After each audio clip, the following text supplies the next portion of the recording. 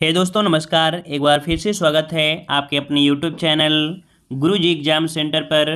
तो दोस्तों हम यहाँ पर उत्तर प्रदेश स्पेशल का टेस्ट लगाएंगे, जो कि याद रखिएगा डेली का टाइम टेबल आप लोग अगर नए हैं तो आप लोग नोट कर लीजिएगा।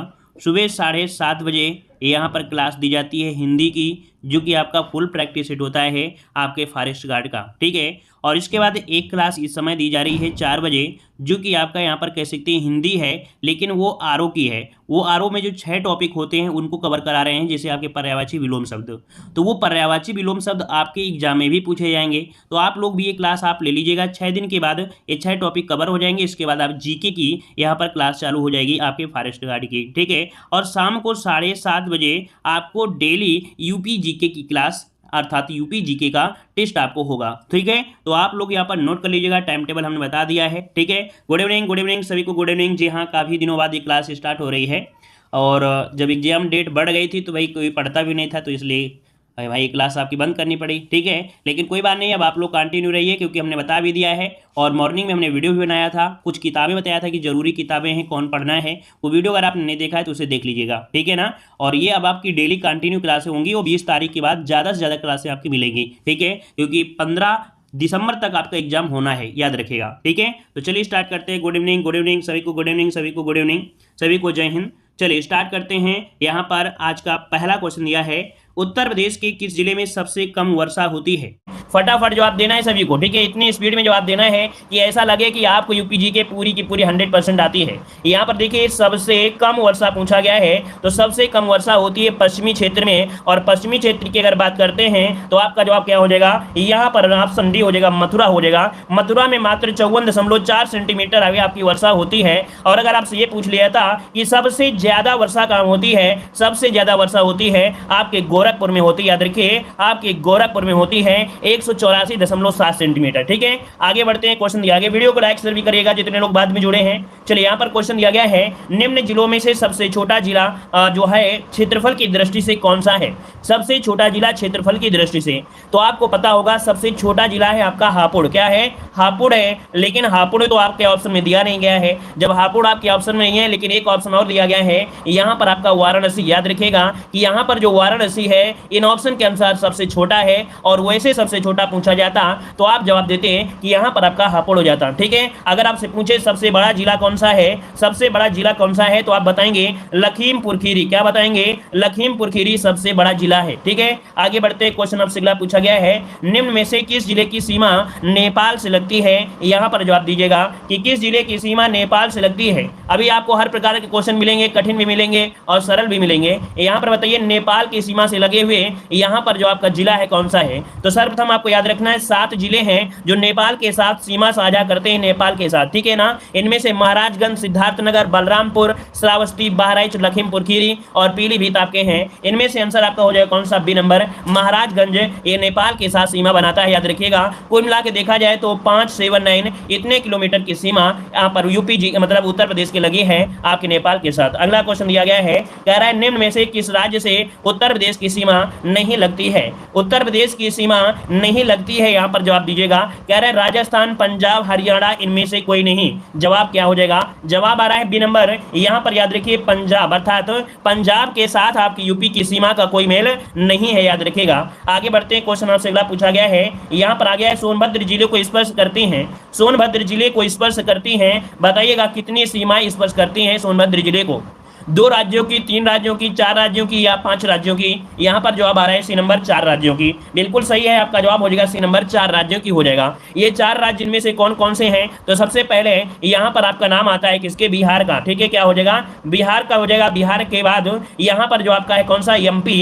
एमपी आपका जुड़ा हुआ है आपके यूपी से। और यहाँ पर आपका छत्तीसगढ़ हो गया, छत्तीसगढ़। और आपका यहाँ पर जुड़ा है झारखंड। तो ये 4 राज्यों से जुड़ी हुई है सीमा रेखा आपके सोनभद्र की, ठीक है। और देखा जाए तो मध्य प्रदेश के साथ 11 है ना। आगे बढ़ते हैं, क्वेश्चन आपसे अगला पूछा गया है, कह रहा है उत्तर प्रदेश की सीमा भारत के कितने राज्यों से मिलती है। यहाँ पर जवाब दीजिएगा चलिए, उत्तर प्रदेश की सीमा भारत के कितने राज्यों से मिलते हैं? ये क्वेश्चन आपके यूपी पीसीएस मेंस में 2013 में, 2017 में पूछा जा चुका है, याद रखिएगा। ठीक है, आपको जवाब देना है यहाँ पर, कौन सा देना है, 8 देना है या 9 देना है? तो याद रखिए यहाँ पर आपको जवाब देना है, यहाँ पर आपका बी नंबर ही देना है। क्या देना है? B number. 8 राज्यों से जुड़े हैं। ये यूपी पीसीएस 2013 के मेंस में पूछा गया था, 2017 यूपी पीसीएस मेंस में पूछा गया है। इस मेंस के अकॉर्डिंग ही हम आपको जवाब यहाँ पर दे रहे हैं, बी नंबर। 9 नहीं दे रहे हैं, क्योंकि जब पूछा गया है आपके ऑलरेडी, तो हम आपको इसी के अनुसार ही जवाब देंगे। ठीक है ना? अगर केंद्र शासित पूछ लेता कि दिल्ली सहित कितने आपके हैं, तब आप लोग यहाँ पर 9 जवाब दीजिएगा। ठीक है, आगे बढ़ते हैं। क्वेश्चन आपसे अगला पूछा गया है, कह रहा है क्षेत्रफल की दृष्टि से उत्तर प्रदेश का भारत के राज्यों में कौन सा स्थान है? यहाँ पर बताइए। क्वेश्चन आपको देखने में छोटा लग रहा होगा, हलवा लग रहा होगा, लेकिन यही क्वेश्चन 1 नंबर का एग्जाम में पूछा जाता है, हमेशा पूछा जाता है। यहाँ पर देखिए, क्षेत्रफल की दृष्टि से उत्तर प्रदेश का यहाँ पर स्थान पूछा है, जवाब आ रहा है यहाँ पर डी नंबर, चौथा है। बिल्कुल हाँ, चौथा है। सबसे पहले नाम आता है राजस्थान का, किसका? राजस्थान का पहला स्थान आता है क्षेत्रफल की दृष्टि से, फिर आपका आता है एमपी का, और इसके बाद आता है महाराष्ट्र का। महाराष्ट्र के बाद आपके उत्तर प्रदेश का नाम आता है चौथे स्थान पर। ठीक है, आगे बढ़ते हैं। क्वेश्चन आपसे अगला पूछा गया है, यहाँ पर दिया है निम्न नगरों का भौगोलिक क्षेत्रफल की दृष्टि से घटता हुआ क्रम आपको बताना है, घटता हुआ क्रम बताना है। तो चलिए, यहाँ पर देखिए आपका जवाब सही क्या हो जाएगा। तो देखो, घटते हुए क्रम में गौतम बुद्ध नगर तो होगा नहीं, है ना? ये तो आपका होगा नहीं ना, आपका ये भी होगा। अब आपके पास 2 ही ऑप्शन है, ऑप्शन आपका 2 है, एक सी है और आपका एक डी है। यहाँ पर गौतम बुद्ध नगर है, वाराणसी है, भदोही है, और आपका बागपत दिया गया है। अब यहाँ पर बताइए कि कौन सा ऑप्शन यहाँ पर सही हो जाएगा। चलिए देखिए, यहाँ पर जवाब आ रहा है सी नंबर, और कुछ लोग जवाब दे रहे हैं यहाँ पर आपका डी नंबर। देखिए, यहाँ पर प्रश्न के अनुसार जो आपका यहाँ पर कौन सा है, आपका वाराणसी है, गौतम बुद्ध नगर है, बागपत है, फिर आपका यहाँ पर कौन सा है, भदोही है। कौन सा है? भदोही है। तो आपकी आंसर क्या हो जाएगा? यहाँ पर आपका डी नंबर राइट हो जाएगा। ठीक है, और आगे बढ़ते हैं। क्वेश्चन आपसे अगला पूछा गया है, यहाँ पर दिया गया है निम्न में से कौन क्षेत्रफल के बढ़ते क्रम में है? अब यहाँ पर आपसे पूछा गया बढ़ते क्रम में, अभी पूछा गया था घटते क्रम में। ठीक है, पहले पूछा गया था यहाँ पर घटते क्रम में, अब पूछा गया है यहाँ पर आपका बढ़ते क्रम में। अब देखिए, बढ़ते क्रम में आप देखेंगे तो यहाँ पर आपका पॉइंट कौन सा बन सकता है? चलिए देखिए, यहाँ पर दिया गया है सोनभद्र, क्योंकि आपको लास्ट में देखना है। फिर यहाँ पर गौतम बुद्ध नगर है, यहाँ पर सोनभद्र, यहाँ पर बाराबंकी है, यहाँ पर मिर्जापुर है, यहाँ पर भी मिर्जापुर है, यहाँ पर गौतम बुद्ध नगर है, यहाँ पर बाराबंकी है। मतलब आपका जवाब इनमें से सी नंबर पर जाएगा, गौतम बुद्ध नगर, फिर बाराबंकी, फिर मिर्जापुर, सोनभद्र। इसका आंसर हो जाएगा सी नंबर, राइट हो जाएगा। ठीक है, आगे बढ़ते हैं। क्वेश्चन आपका अगला पूछा गया है, यहाँ पर निम्न में से किससे उत्तर प्रदेश की सीमा नहीं लगती है? यहाँ पर जवाब दीजिए, उत्तर प्रदेश की सीमा नहीं लगती है किसके साथ? यहाँ पर जवाब दीजिए, सही जवाब क्या बनने वाला है? चलिए, बहुत अच्छे, वेरी गुड।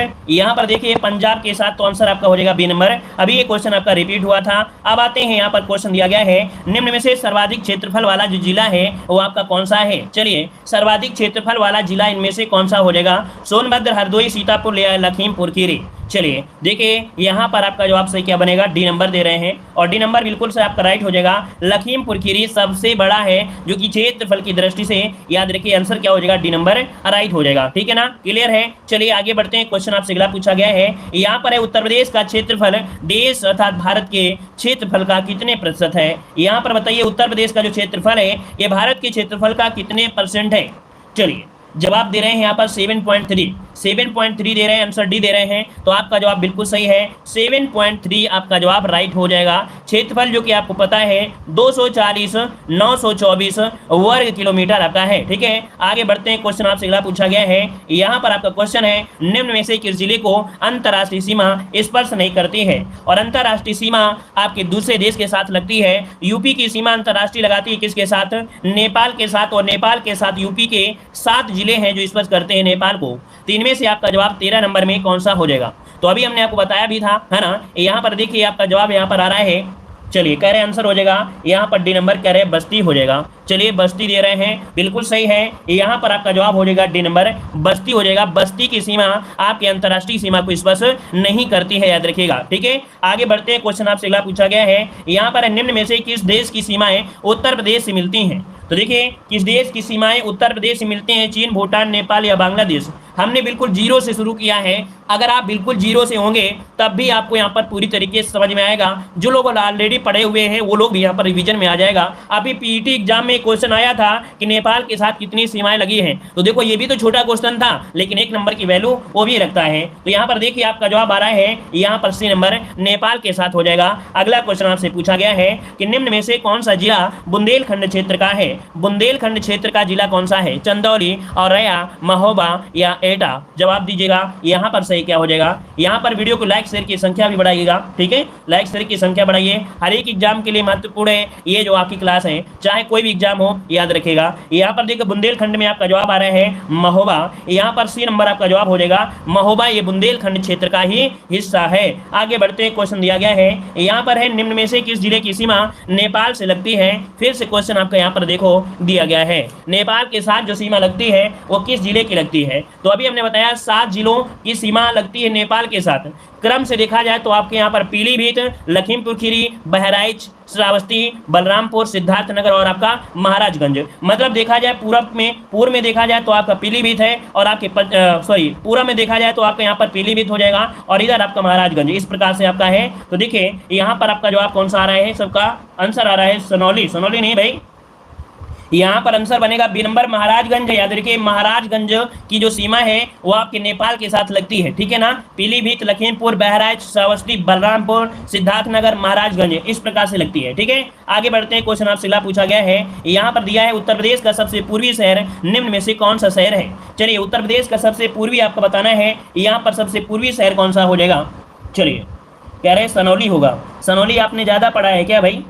चलिए सनौली आपने ज्यादा पढ़ लिया है क्या, आपको तो सिर्फ 7 ही जिले बताए गए हैं, तो सनौली कहां से नाम आ रहा है। चलिए उत्तर प्रदेश का सबसे पूर्वी शहर पूछा गया है बलिया, आजमगढ़, बाराबंकी या बस्ती। यहां पर देखिए आपका जवाब सही क्या हो जाएगा। चलिए जवाब देखो आ गया है यहां पर बलिया, आंसर बनेगा ए नंबर, राइट हो जाएगा। अगला क्वेश्चन आपके सामने दिया गया है, कह रहा है आपसे प्रमुख व्यक्तित्व। यहां पर दिया गया है अमीर खुसरो ने किसके विकास में अग्रणी भूमिका निभाई। चलिए जवाब दीजिएगा कि अमीर खुसरो ने किसके विकास में अग्रणी भूमिका निभाई थी, यहां पर जवाब दीजिएगा। चलिए जवाब यहां पर आ रहा है, काफी लोग जवाब दे रहे हैं ब्रजभाषा, अवधीवड़ी या खड़ी बोली। चलिए खड़ी बोली आंसर आपका लॉक हो जाएगा, यहाँ पर सी नंबर राइट हो जाएगा। इन्होंने खुलकर प्रयोग किया है, हिंदी को खुलकर प्रयोग किया इन्होंने, ठीक है ना। और वह पहले ऐसे व्यक्ति थे जिन्होंने हिंदी, हिंदवी और फारसी का एक साथ लिखा था, अर्थात हिंदी, हिंदवी, फारसी को एक साथ लिखा था, ठीक है। आविष्कार ही नहीं माना जाता है खड़ी बोली का। आगे बढ़ते हैं, क्वेश्चन आपसे अगला पूछा गया है, यहाँ पर देखिए आपसे अगला क्वेश्चन है निम्न में से कौन सुमेलित नहीं है, यहाँ पर जवाब दीजिएगा। चलिए सही जवाब इनमें से कौन बनेगा, निम्न से कौन सा सुमेलित नहीं है। देखो आपका जोश, जो जोश है ये कह रहा है आपसे मलिहाबाद से हैं, बिल्कुल सही है, ये मलिहाबाद से हैं, ठीक है। यहाँ पर जो दिया गया फिराक गोरखपुरी, देखिए इनका पूरा ही नाम होता है फिराक गोरखपुरी। ये आपके प्रयागराज से नहीं है, ये आपके कहाँ से हैं, तो आपके गोरखपुर से है, गोरखपुर से आपके हैं, याद रखिए गोरखपुर से हैं, ठीक है। एक पॉइंट पूछा जाता है कि फिराक गोरखपुरी का मूल नाम क्या है, तो फिराक गोरखपुरी का मूल नाम होता है क्या, रघुपति सहाय। ये क्वेश्चन पूछा गया था, रघुपति सहाय, रघुपति सहाय, ये क्वेश्चन आपका पूछा जा चुका है, इसे नोट कर सकते हैं आप लोग, ठीक है ना, क्लियर है। और यहां पर पॉइंट आपको कौन सा हो गया, बी नंबर गलत हो गया। आगे बढ़ते हैं, क्वेश्चन आपसे अगला पूछा गया है, यहां पर अमीर खुसरो का जन्म हुआ था। अमीर खुसरो का जन्म जो हुआ था ये कहां हुआ था, कासगंज, आगरा, इटावा या बाराबंकी। जवाब दीजिएगा, सही जवाब क्या हो जाएगा। चलिए आपका जवाब आ रहा है कासगंज। देखिए आपका जवाब हो जाएगा ए नंबर, कि इनका जो जन्म हुआ था कब हुआ था, तो डेट भी याद रखिए क्योंकि एग्जाम में डेट भी बहुत जगह आपकी पूछी गई है। 1253 ईस्वी में इनका जन्म हुआ था, याद रखिए। वर्तमान में जो आपका एटा अर्थात जो कासगंज है उत्तर प्रदेश के पटियाली नामक गांव में, कहां पर है, पटियाली नामक गांव में हुआ था। अगर आपके ऑप्शन पटियाली आता है तो आप लोग प्रायिकता सबसे पहले क्या देंगे, प्रायिकता देंगे पटियाली को, क्योंकि इनका ये मूल गांव है, याद रखिएगा, ठीक है, क्लियर है। आगे बढ़ते हैं, क्वेश्चन आपसे अगला पूछा गया है, यहां पर दिया है निम्न में से कौन सुमेलित नहीं है, सुमेलित नहीं है। अब यहां पर देखिएगा, यहां पर देखिए क्या होता है कि आपके अमीर खुसरो कह रहा है, अमीर खुसरो ये अलाउद्दीन खिलजी के दरबार में रहते थे। चलिए इसका मिलान तो सही गया है। फिर यह बाणभट्ट ये आपके हर्षवर्धन के दरबार में रहते थे, मतलब पहला भी सही है, दूसरा भी सही है। फिर यह हरिसेन, हरिसेन जो आपके हरिसेन ये कह सकते हैं ये संस्कृत के महाकवि और कह सकते हैं देखा जाए कि 4वीं शताब्दी के महामंत्री हुआ करते थे, ठीक है ना। ये समुद्रगुप्त के यहाँ पर याद रखिए, ये जो आपके थे समुद्रगुप्त के यहाँ पर थे, थे? समुद्रगुप्त के। ठीक है, समुद्रगुप्त के दरबार में रहते थे, याद रखिएगा। ठीक है, क्लियर है ना। आगे बढ़ते हैं, क्वेश्चन आपसे अगला, और कालिदास चंद्रगुप्त द्वितीय के समय में। आगे बढ़ते हैं, क्वेश्चन आपसे अगला पूछा गया है, कह रहे गौतम बुद्ध का जन्म कहाँ हुआ था? गौतम बुद्ध का जन्म हुआ कहां पर हुआ? वैशाली, कपिलवस्तु या पटियाली या लुम्बिनी? सही जवाब दीजिएगा। चलिए, जवाब आ रहा है डी नंबर, बिल्कुल सही है। यहाँ पर आपकी लुम्बिनी में हुआ था। ठीक है, कब हुआ था? लुम्बिनी कहाँ पड़ता है? तो आपके नेपाल में पड़ता है, याद रखिए, वर्तमान में जो आपका नेपाल पड़ता है। और 563 ईस्वी पूर्व में हुआ था, याद रखिएगा। ठीक है, ये कौन से वंश थे? इक्ष्वाक वंश से। ठीक है, कौन सा वंश से? तो इनका आपका होता है, यहाँ पर नोट कर लीजिएगा, ये भी नाम आपसे पूछा गया है, इक्ष्वाक वंश। ठीक है, इक्ष्वाक वंश से ये आपके संबंधित थे, जो कि क्षत्रिय कुल के शाक्य कुल से। ठीक है, इक्ष्वाक वंशीय क्षत्रिय शाक्य कुल के राजा शुद्धोधन के घर में इनका जन्म हुआ था। ठीक है, माता का नाम महामाया था, जो कि कोली वंश की यहाँ पर कन्या थी। आगे बढ़ते हैं, क्वेश्चन दिया गया है, उर्दू शायरी में फिराक गोरखपुरी के नाम से प्रसिद्ध हैं। यहाँ पर बताइए, फिराक गोरखपुरी के नाम से जो प्रसिद्ध हैं वो आपके कौन प्रसिद्ध हैं? द्वारिका प्रसाद, विश्व नारायण, नवल किशोर या रघुपति शाह है? चलिए, यहाँ पर देखिए आपका जवाब आ रहा है, आंसर जा रहा है डी नंबर, क्योंकि अभी अभी हमने आपको बताया था कि इनका मूल नाम क्या है? रघुपति शाह है। जितने क्वेश्चन हम आपको बताते जाए, जो आपको नहीं आता है उसका स्क्रीनशॉट जरूर लेते रहिएगा। ठीक है, आंसर हो जाएगा डी नंबर। आगे बढ़ते हैं, क्वेश्चन दिया गया है, निम्न युग्मों में से कौन सही नहीं है? कौन सा सही नहीं है, यहां पर जवाब दीजिएगा। देखिए, पहला पॉइंट दिया है, चंद्रबरदाई पृथ्वीराज रासो के दरबारी कवि थे, ये तो आपको पता है ना, रासो ग्रंथ की रचना किया था। ठीक है, अगला है अब्दुल रहमान, है ना, अब्दुल रहमान दिया गया है, हम्मीर रासो दिया गया है, हम्मीर रासो। तो यहाँ पर यार हम्मीर रासो एक रासो ग्रंथ है, इनके रचयिता है आपके सारगंधक। ठीक है, क्या है? सारगंधर। इनके जो रचना है वो आपकी है सारगंधर है। मतलब ऑप्शन जो बी नंबर आपका है ये गलत दिया गया है, क्योंकि नरपति नाली ये विशाल देव रासो, जगनिक आपका हो जाएगा आला, अर्थात यहाँ पृथ्वीराज रासो, जो पृथ्वीराज रासो लिखा है चंद्रबरदाई ने, नरपति नाल लिखा है विशाल देव रासो, जगनिक ने लिखा आपका आलाखंड। लेकिन यहाँ पर बी नंबर आपका जो ऑप्शन है वो आपका गलत हो जाएगा। ठीक है, आगे बढ़ते हैं, क्वेश्चन आपसे अगला पूछा गया है, कह रहे सिंहासन बत्तीसी के रचनाकार कौन है? सिंहासन बत्तीसी के रचनाकार इनमें से कौन बनेंगे? मतीराम, लल्लू लाल, रसखान या सेनापति? यहाँ पर याद रखिए आपकी लल्लू राम है। कौन है? लल्लू राम है, याद रखिए, ये लोक कथा है। क्या है? ये लोक कथा है, लोक कथा है, यहाँ पर नोट कर लीजिएगा। ये क्या है? एक लोक कथा, याद रखिएगा। ठीक है, महाराजा विक्रमादित्य, जो कि भारतीय लोक कथाओं के लिए बहुत ही चर्चित आपके पात्र रहे इनमें से। तो आपका जवाब हो जाएगा सी नंबर, डी नंबर। ठीक है, लल्लू लाल। अगला क्वेश्चन दिया गया है, कह रहा है किसे हिंदी खड़ी बोली का जनक कहा जाता है? किसे हिंदी खड़ी बोली का जनक माना जाता है? यहां पर जवाब दीजिएगा। अमीर खुसरो को अभी हमने आपको बताया भी था, अमीर खुसरो, तो आंसर क्या हो जाएगा? ए नंबर राइट हो जाएगा। उन्हें खड़ी बोली के आविष्कार का श्रेय दिया जाता है। आगे बढ़ते हैं, क्वेश्चन आपसे अगला पूछा गया है, निम्न में से कौन सा एक सही सुमेलित नहीं है? सही सुमेलित नहीं है, यहां पर पॉइंट आपको बताना है। पहला पॉइंट आपके सामने दिया है, अमीर खुसरो, इनका जन्म हुआ था आपके पटियाली, जो कि आपके कासगंज में है ना। अगला मिर्जा गालिब आपके आगरा से संबंधित हैं। ठीक है, जोश जो कि आपके मलिहाबाद से संबंधित है। जिगर दिया गया है, जिगर आपके दिया गया गोरखपुर दिया है। तो आपका जवाब क्या हो जाएगा? यहां पर गलत हो जाएगा, क्योंकि जो आपके जिगर थे ये मुरादाबादी थे। ठीक है, कहां से संबंधित हैं? ये आपके मुरादाबादी थे, मुरादाबादी कवि हैं, याद रखिए, मुरादाबादी ये आपके कवि हैं। और नाम जो आपका देखा जाए तो अली सिकंदर, मतलब अली सिकंदर के नाम से बहुत ही प्रसिद्ध रहे हैं। ये उर्दू गजल के भी बहुत ही महत्वपूर्ण कह सकते रहे हैं, जो आपके शायर रहे हैं। ठीक है, चलिए आगे बढ़ते हैं, क्वेश्चन आपसे अगला पूछा गया है, यहां पर है निम्नलिखित में से सही सुमेलित करना है। देखिए, इस प्रकार से यहां पर पॉइंट दिया गया है, सही सुमेलित यहां पर करना है। देखिए, जैनेन्द्र कुमार यहां पर हो जाएगा। इन्होंने जैनेन्द्र कुमार की अगर बात करते हैं तो आपका ये सुनीता हो जाएगा, सुनीता बनेगा। ठीक है, मतलब यहां पर जो आपका ये 4 हो जाएगा। ठीक है, जयशंकर प्रसाद की बात करें, इन्होंने एक नाटक है ध्रुव स्वामिनी, जयशंकर प्रसाद का है ध्रुव स्वामिनी, इसका आपका हो जाएगा कौन सा हो जाएगा? 3 हो जाएगा। प्रताप नारायण मिश्र ने हठी हम्मीर नाटक लिखा था, तो यहां पर आपका हो जाएगा हठी हम्मीर, इसका 1 हो जाएगा। जयशंकर प्रसाद ने कंकाल, जो कि आपका एक कहानी है, तो आपका कंकाल हो जाएगा, इसका आपका 2 हो जाएगा। तो 4 3 1 2 4 3 1 2 4 3 1 2 4 3 1 2 4 3 1 2, आंसर आपका यहां पर बी नंबर राइट हो गया। ठीक है, आगे बढ़ते हैं, क्वेश्चन आपसे अगला पूछा गया है, दिया गया है निम्न युग्मों में से कौन सुमेलित नहीं है? कौन सुमेलित नहीं है, यहां पर 29 का जवाब दीजिएगा, कौन सा हो जाएगा? चलिए देखिए, यहां पर दिया गया है अमीर खुसरो पटियाली, ये तो आपका था। मिर्जा गालिब आगरा है, जोश आपके मलिहाबाद है। राम प्रसाद बिस्मिल दिया गया है। अब यहां पर देखिए डी वाला दिया है, राम प्रसाद बिस्मिल का संबंध दे रहे हैं प्रयागराज से, तो भाई प्रयागराज से संबंधित है क्या? यहां पर बिस्मिल जो कि एक भारतीय राष्ट्रीय आंदोलन के क्रांतिकारी से जुड़े रहे हैं, प्रमुख सेनानी आपके रहे हैं, है ना। यहां पर ब्रिटिश काल में फांसी भी इनको दी गई थी। चलिए, यहां पर शाहजहांपुर, वेरी गुड, याद रखिए कि बिस्मिल जो राम प्रसाद बिस्मिल थे, इनका जन्म हुआ था शाहजहांपुर, शाहजहांपुर, ठीक है, शाहजहांपुर से था, जो आपकी 17वें नंबर की क्या बनी है, आपकी पंचायत बनी थी। कौन सी? जो आपकी टोटल आपकी कितनी 17 आपकी पंचायतें थी, उसमें से 17वां स्थान है वो आपकी शाहजहां का मिला था, ठीक है ना, शाहजहांपुर, ठीक है, शाहजहांपुर, तो आपको पॉइंट याद रहेगा, ठीक है। चलिए आगे बढ़ते हैं। अच्छा, नगर निगम, माफ करिए, यहाँ पर जो नगर निगम आपका है, नगर निगम, ये 17वें नंबर का नगर निगम कौन है? शाहजहांपुर है, तो इससे भी आपको पॉइंट याद रखिए, नगर निगम है 17वें नंबर का, ठीक है। आगे बढ़ते हैं, क्वेश्चन आपसे अगला पूछा गया है, यहाँ पर दिया है कि किस कारागार में पंडित रामप्रसाद बिस्मिल को फांसी दी गई थी? बताइएगा, किस कारागार में पंडित रामप्रसाद बिस्मिल को फांसी दी गई थी? यहाँ पर जवाब दीजिएगा।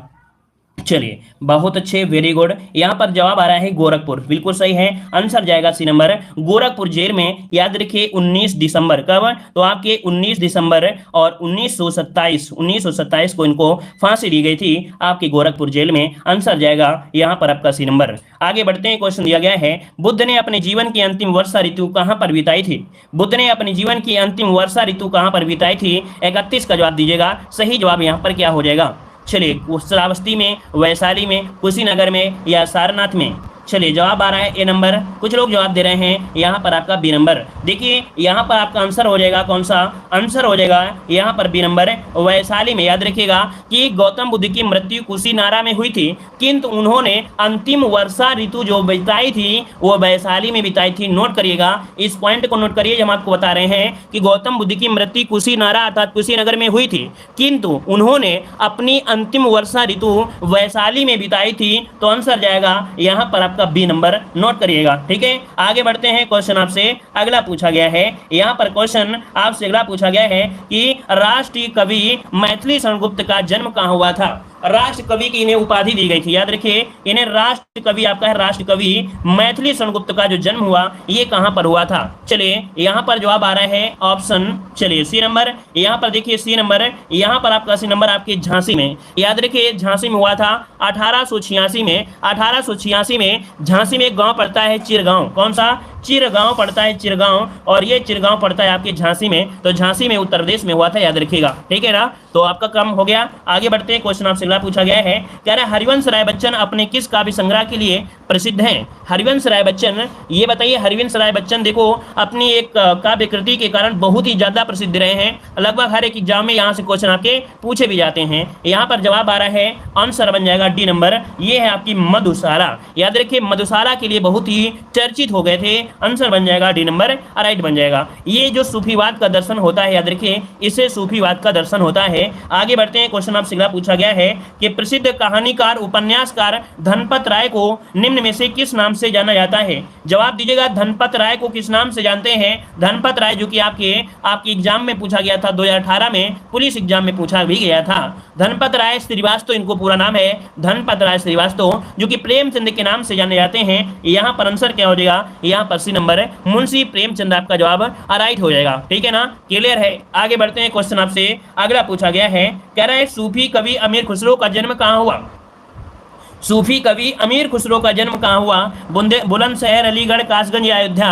तो अभी आपने पढ़ा था कि इनका जन्म हुआ था कासगंज में। अगर डेट की बात करें तो आपको फिर से रिवीजन के तौर पे याद रखें, आपके 1253 ईस्वी में हुआ था, कासगंज उत्तर प्रदेश में है, ठीक है। और आगे बढ़ते हैं, क्वेश्चन आपसे अगला पूछा गया है, कह रहे निम्न में से किस संत को वाल्मीकि का अवतार माना जाता है? वाल्मीकि का अवतार जो माना जाता है किसे मानते हैं? गोस्वामी तुलसीदास, स्वामी रामानंद, संत रविदास या कारपत्री स्वामी? इनमें से क्या बनेगा?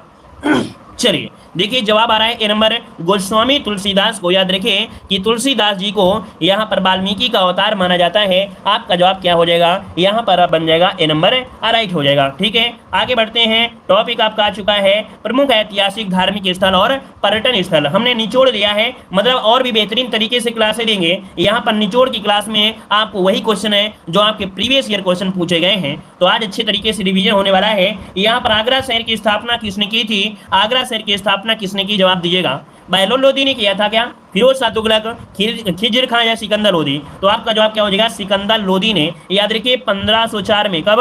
1504 ईस्वी में आगरा शहर की स्थापना सिकंदर लोदी ने किया था, याद रखिएगा, ठीक है। और यहाँ पर इसे यूनेस्को की विश्व धरोहर सूची में भी शामिल किया गया है। आगे बढ़ते हैं, क्वेश्चन आपसे अगला पूछा गया है कि हिंदू मुस्लिम एकता का प्रतीक सुलह कुल उत्सव का आयोजन किया जाता है।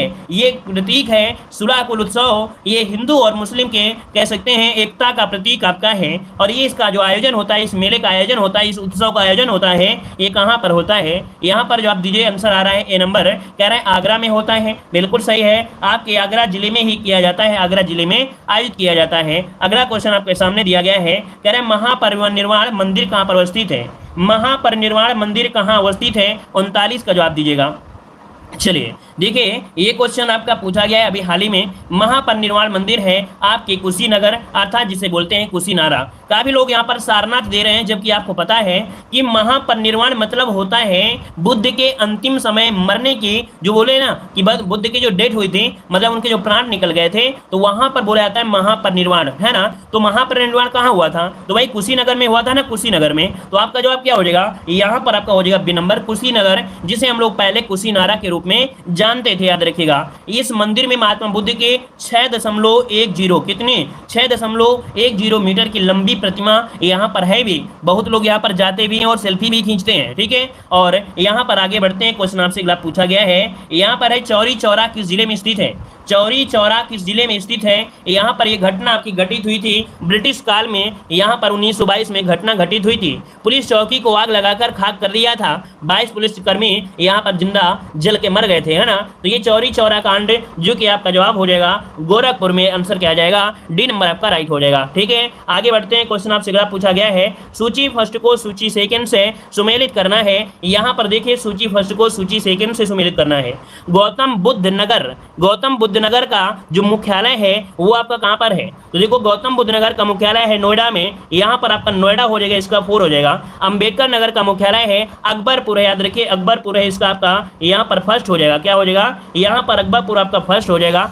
और संत कबीर नगर का है खलीलाबाद, तो इसका आपका 2 हो जाएगा। और सिद्धार्थ नगर का है नौगढ़, तो इसका आपका क्या हो जाएगा? यहाँ पर 3 हो जाएगा। तो 4 1 2 3 देखिए 4 1 2 3 आंसर का हो गया यहाँ पर आपका सी नंबर राइट हो गया, ठीक है। आगे बढ़ते हैं, क्वेश्चन दिया गया है कि नैमिषारण्य तीर्थ किस जनपद में स्थित है? नैमिषारण्य तीर्थ किस जनपद में स्थित है? उज्जैन, मथुरा, सीतापुर या जबलपुर? याद रखिए कि अगर आप लोग यहाँ पर जाएंगे आपके सीतापुर में, तो याद रखिए नैमिषारण्य लगभग जब लखनऊ से जाते हैं तो लखनऊ से 80 किलोमीटर दूरी पर ये एक सीतापुर जिला है। और गोमती नदी के बाएं तट पर आपका प्रसिद्ध आपका हिंदू तीर्थ स्थल आपका है। तो आपका जवाब हो जाएगा सीतापुर में है नैमिषारण्य, ठीक है ना। क्लियर है ना। 60,000 जो 88,000 ऋषियों की तपोस्थली कहा जाता है, कहीं कहीं 60,000 पूछा जाता है, वो इसी का आंसर आपका हो जाएगा सी नंबर। आगे बढ़ते हैं, क्वेश्चन आपसे अगला पूछा गया है, कह रहा है जौनपुर नगर की स्थापना किसकी स्मृति में की गई थी? जौनपुर नगर की स्थापना किसकी स्मृति में की गई थी? यहाँ पर जवाब दीजिएगा। तो देखिए स्मृति दिया है, पॉइंट को फोकस करिएगा। किसकी स्मृति में? तो यहाँ पर आंसर हो जाएगा बी, मोहम्मद बिन तुगलक की स्मृति में। क्योंकि मोहम्मद बिन तुगलक का नाम था यहाँ पर जौना खान नाम था। क्या? जौना खान नाम था, जौना खान, याद रखिएगा इसका नाम था जौना खान, ठीक है। तो इसी की स्मृति में ही बनवाया गया था। आंसर बन जाएगा बी नंबर राइट हो जाएगा, ठीक है। क्लियर है। आगे बढ़ते हैं, क्वेश्चन आपसे अगला पूछा गया है, यहाँ पर दिया है हर्षवर्धन ने 2 महान धार्मिक सम्मेलन किया था। हर्षवर्धन ने 2 महान धार्मिक सम्मेलन किया। यहाँ पर आपको जवाब दीजिएगा कहाँ कहाँ पर किया था। तो देखिए यहाँ पर आपका जवाब क्या हो जाएगा? ए नंबर। कुछ लोग जवाब दे रहे हैं ए नंबर। चलिए, कन्नौज और प्रयागराज, बिल्कुल सही आंसर आ रहा है। कन्नौज और प्रयाग में इन्होंने करवाया था, याद रखिएगा, ठीक है ना। और आगे बढ़ते हैं, क्वेश्चन आपसे अगला पूछा गया है, दिया गया है किसे नगर महोदय श्री के नाम से जाना जाता है? किसे नगर महोदय श्री के नाम से जाना जाता है? यहाँ पर देखिए 45 नंबर में। तो आपका जवाब सही क्या हो जाएगा? नगर महोदय श्री के नाम से जाना जाता है। यहाँ पर जवाब आ रहा है सी नंबर। आपकी कन्नौज को जानते हैं, तो आपका आंसर हो जाएगा सी नंबर। यहाँ पर कन्नौज आंसर को लॉक कर दिया जाएगा। आगे बढ़ते हैं, क्वेश्चन आपसे अगला पूछा गया है। यहाँ पर क्वेश्चन आपका आ गया है, उत्तर प्रदेश का प्राचीनतम जीवंत नगर है। उत्तर प्रदेश का प्राचीनतम जीवंत नगर जो आपका है कौन सा है? इस प्रश्न का जवाब देखते हैं कि कितने लोग सही देंगे। सरल क्वेश्चन का जवाब तो सभी देते हैं, लेकिन ऐसे क्वेश्चन का जवाब कितने से श्रेणी यहाँ पर देने वाले हैं। चलिए जवाब आ रहा है बी नंबर कह रहे हैं प्रयागराज होगा। कुछ लोग यहाँ पर वाराणसी दे रहे हैं। यहाँ पर बात दो प्रकार से है, कोई वाराणसी कोई प्रयागराज। अब यहाँ पर देखिए आपका सही जवाब हो जाएगा बी नंबर,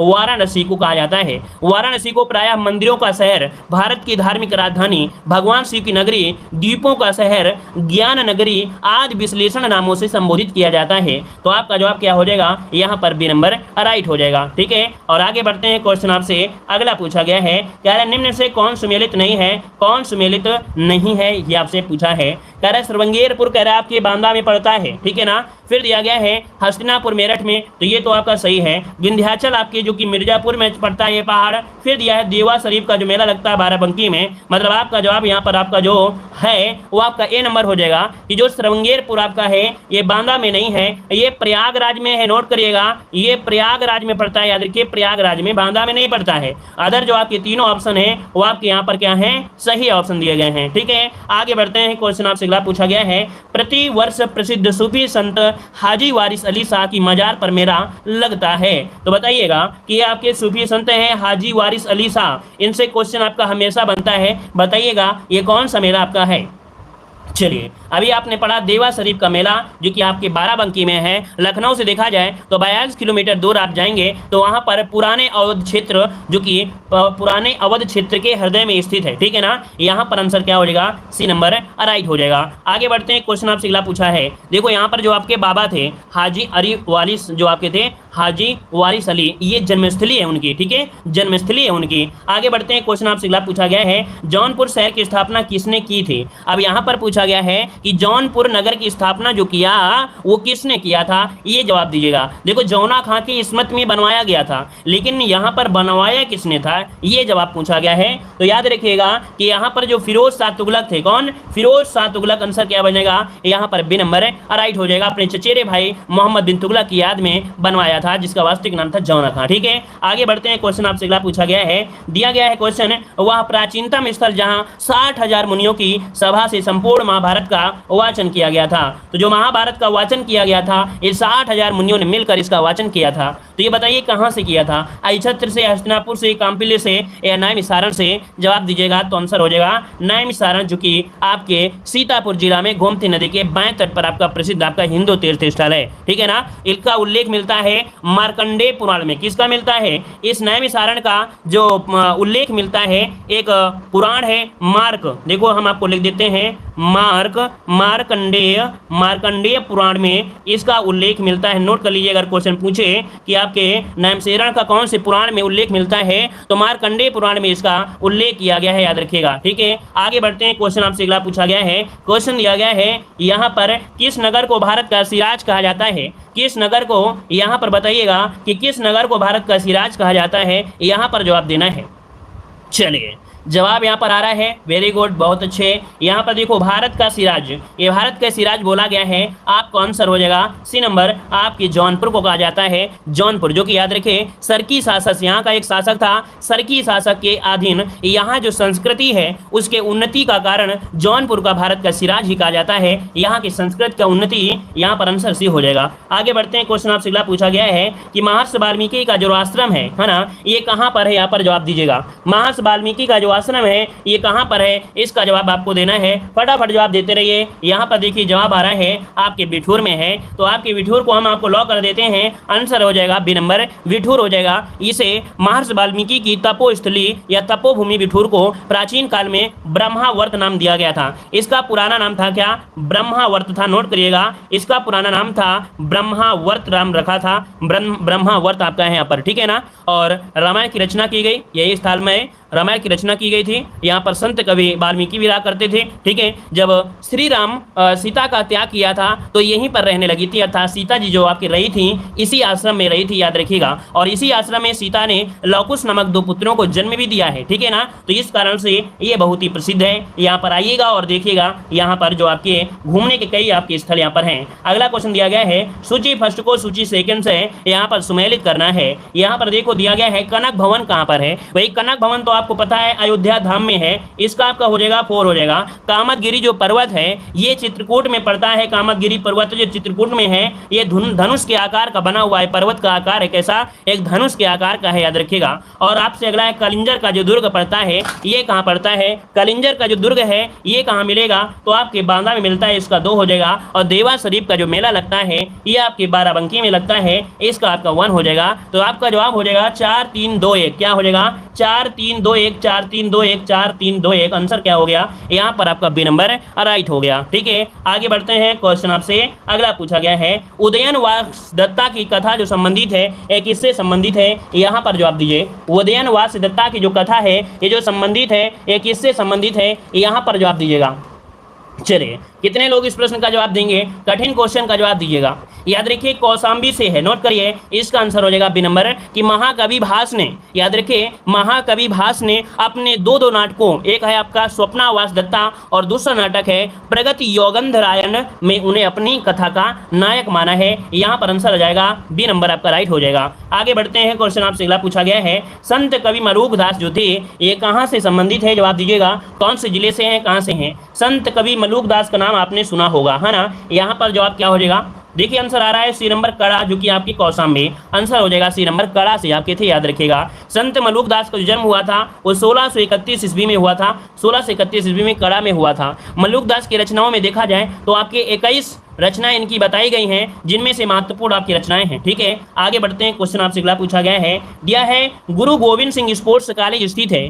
गुरु गोविंद सिंह स्पोर्ट्स कॉलेज जो स्थित है ये कहाँ पर है, आगरा में, प्रयागराज में, गोरखपुर में या लखनऊ में, जवाब दीजिए। इसका राइट आंसर क्या देंगे आप सभी लोग, चलिए जवाब दीजिएगा। सही आंसर आ रहा है यहाँ पर डी नंबर और आंसर आ रहा है सी नंबर। देखिए आपका जवाब इनमें से राइट बनेगा डी नंबर, ये लखनऊ में है। कहाँ पर है, गुरु गोविंद सिंह स्पोर्ट्स कॉलेज लखनऊ में आपके है, याद रखिए। उत्तर प्रदेश शासन द्वारा लखनऊ के पहले स्पोर्ट्स कॉलेज के रूप में इसकी स्थापना की गई थी। कब, 1975 में इसकी स्थापना की गई थी। और आगे बढ़ते हैं। क्वेश्चन आपसे अगला पूछा गया है कौशाम्बी स्थित प्रभासगिरी स्थल का जो संबंध है ये किससे संबंधित है, बताइएगा। प्रभासगिरी जो आपका है ना, कौशाम्बी में जो आपका प्रभासगिरी स्थल है इसका जो संबंध है, इसका संबंध किससे है, यहाँ पर बताइए क्या जवाब बनेगा।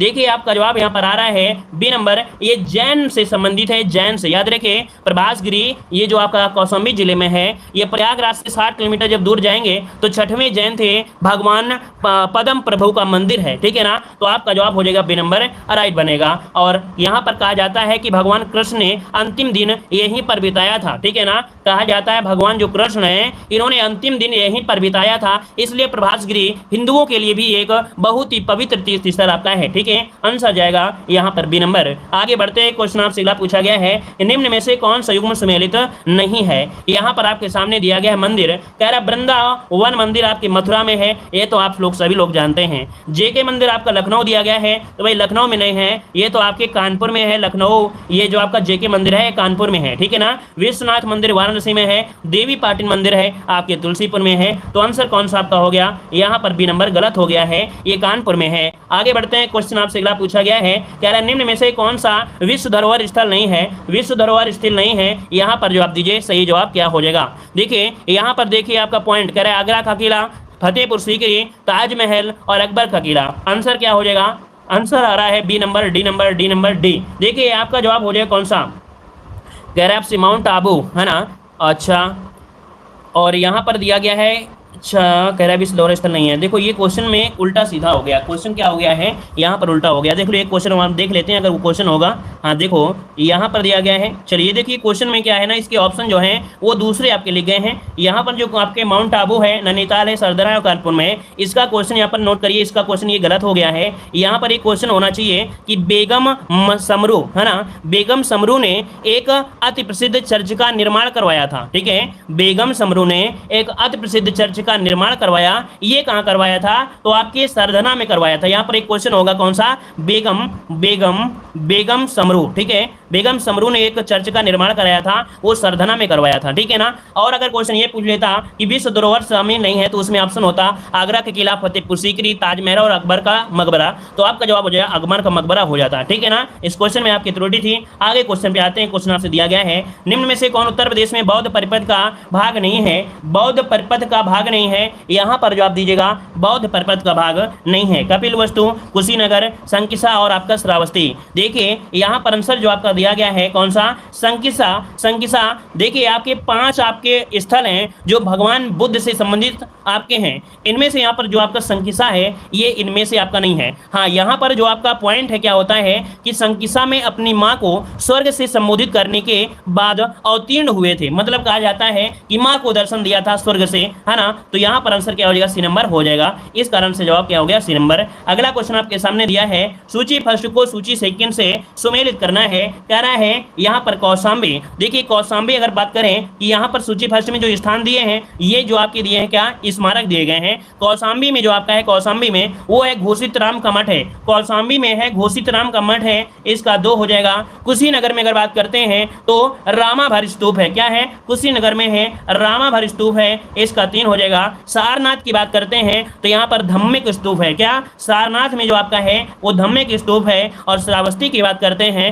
तो यहाँ पर सहित महत है, याद रखिए श्रावस्ती में क्या है, सहित महत है। तो इस प्रकार से यहाँ पर 2 3 1 4 पहले इसका स्क्रीनशॉट लीजिए और इसके बाद आंसर यहाँ पर क्लिक करना है। तो जब मिलान किया करें तो उसका आंसर आप लोग क्लिक कर लिया करें। तो यहाँ पर 2 3 1 4 2 3 1 4 यहाँ पर दिया गया है, 2 3 1 4 2 3 1 4 कहीं पर है, 2 3 1 4 मिल गया है, आंसर आपका सी नंबर राइट हो जाएगा। और अगला क्वेश्चन यहाँ पर देखिए, क्वेश्चन आप लोगों को कमेंट बॉक्स में कमेंट करना है, लॉर्ड कॉर्नवालिस की कब्र कहाँ पर है, लॉर्ड कॉर्नवालिस की कब्र कहाँ पर है, इसका आप लोग कमेंट बॉक्स